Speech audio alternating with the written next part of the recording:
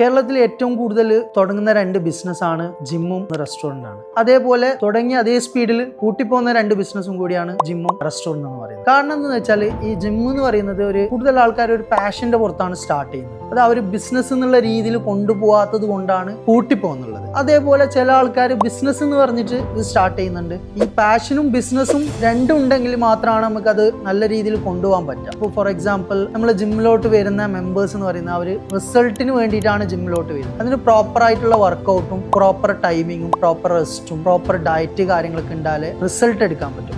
അതിനൊക്കെയുള്ള ഒരു സപ്പോർട്ട് കാര്യങ്ങളൊക്കെ നമ്മളെ സൈഡിൽ നിന്ന്, അതായത് ജിം ഓണേഴ്സ് അല്ലെങ്കിൽ അവിടുത്തെ സ്റ്റാഫ് അല്ലെങ്കിൽ അവിടുത്തെ ട്രെയിനേഴ്സ് കൊടുത്തില്ലെങ്കിൽ അവർക്ക് റിസൾട്ട് ഉണ്ടാവില്ല. അപ്പോൾ അത് ബിസിനസ് എന്ത് ചെയ്യും, റിട്ടൻഷൻ കൊണ്ടുവരില്ല. അപ്പോൾ ഞാനാണെങ്കിലും ഒരു ജിമ്മിൽ പോയി റിസൾട്ട് കാര്യങ്ങളൊന്നും ഇല്ലെങ്കിൽ എന്ത് ചെയ്യും, അടുത്ത ജിമ്മിലോട്ട് പോകും. നമുക്ക് ജിമ്മിൽ റിട്ടൻഷൻ ഇല്ലെങ്കിൽ നമുക്ക് എന്ത് ചെയ്യും, ജിമ്മിന് നല്ല രീതിയിൽ ബാധിക്കും. പിന്നെ അതേപോലെ ജിമ്മ് നല്ല റിസൾട്ട് കാര്യങ്ങൾ കൊടുക്കാൻ പറ്റുന്നുണ്ടെങ്കിലും ചില ജിം എന്ത് ചെയ്യും, മെയിൻ്റനൻസ് ഉണ്ടാവില്ല. അപ്പോൾ ജിമ്മ് നല്ല രീതിയിൽ മെയിൻ്റനൻസ് കാര്യങ്ങൾ ചെയ്തില്ലെങ്കിലും അതും ജിമ്മിനെ കൂട്ടാൻ വേണ്ടി ഫാക്ടറാണ്. അതേപോലെ ഈ പ്രോപ്പർ ആയിട്ടുള്ള പ്ലാനിങ് ഇല്ലെങ്കിലും ജിമ്മ് കൂട്ടിപ്പോകാൻ ചാൻസ് ഉണ്ട്. പുതിയ ട്രെൻഡ്സ്, പുതിയ ആക്ടിവിറ്റീസ്, പുതിയ type of workout, Zumba, yoga കാര്യങ്ങളൊക്കെ ഇൻക്ലൂഡ് ചെയ്ത് ഒരു അപ്ഡേറ്റഡ് ആയിട്ടുള്ള ഒരു ജിമ്മാണെങ്കിൽ നല്ല രീതിയിൽ കൊണ്ടുപോകാൻ പറ്റും.